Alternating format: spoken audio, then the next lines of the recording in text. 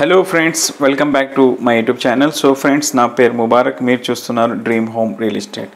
So friends ఈ commercial property for sale ఉంది।